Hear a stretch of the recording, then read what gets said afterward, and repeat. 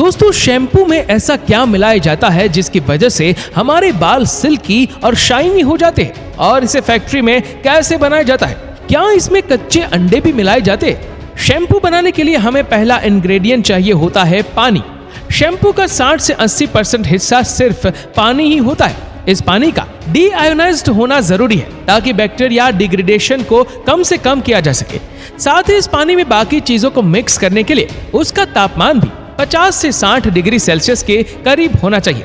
पानी के बाद इसमें सबसे पहले सर्फेक्टेंट्स का डाला जाना जरूरी होता है, लेकिन इस सर्फेक्टेंट्स जैसे कि सोडियम लॉरेल सल्फेट या अमोनियम लॉरेल सल्फेट ही असल मायनों में शैम्पू में क्लीनिंग का काम करते हैं, जिस वजह से इन्हें डिटर्जेंट्स भी बोला जाता है। इनके साथ ही एक परेशानी ये है कि ये पानी में आसानी से मिक्स नहीं होते। पानी में नॉर्मली जाने पर ये पानी में छोटे छोटे ग्लोब्यूल आइलैंड बना लेते हैं। इसलिए यह जरूरी है कि पानी और सर्फेक्टेंट को मिक्स करने के लिए इन्हें एक लाइनर मिक्सचर में डाला जाए। इन लाइन मिक्सचर में एक तरफ से सर्फेक्टेंट ऐड किया जाता है और दूसरे पाइप से पानी अंदर जाता है और फिर मिक्सचर में जाकर ये अच्छी तरह घूमते हैं। जैसे ही ये दोनों मिक्स हो जाएंगे तो आपको पानी और ज्यादा गाढ़ा दिखने लगेगा। उसके बाद शैम्पू को और भी गाढ़ा करने के लिए इसमें थिकनर के रूप में मिथाइल सेल्यूलोज ऐड किया जाता है।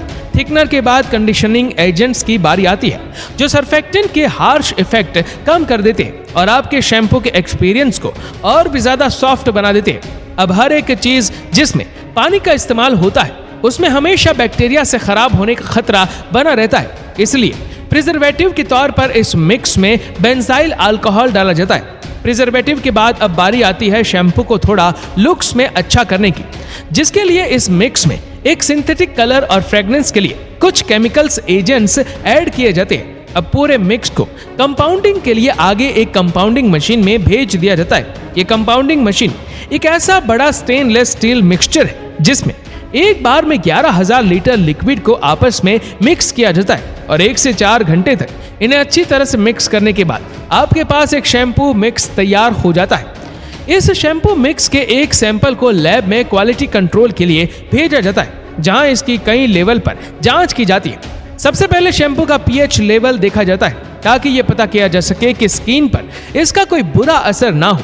पीएच लेवल के बाद इसके गाढ़ेपन से लेकर इसके कलर और बाकी कैरेक्टरिस्टिक को भी नंबर दिए जाते हैं। अगर ये शैम्पू सभी टेस्ट पास कर लेता है तो इसे बड़े बड़े पाइप से बॉटलिंग सेक्शन की तरफ भेज दिया जाता है।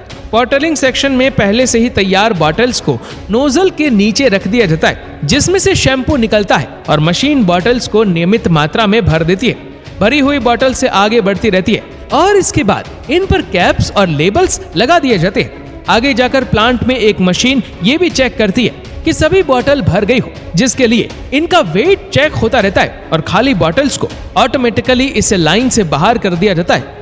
बॉटलिंग के बाद ये बॉक्स में पैक हो जाती है और पूरी दुनिया के अलग अलग स्टोर्स में इन्हें भेज दिया जाता है।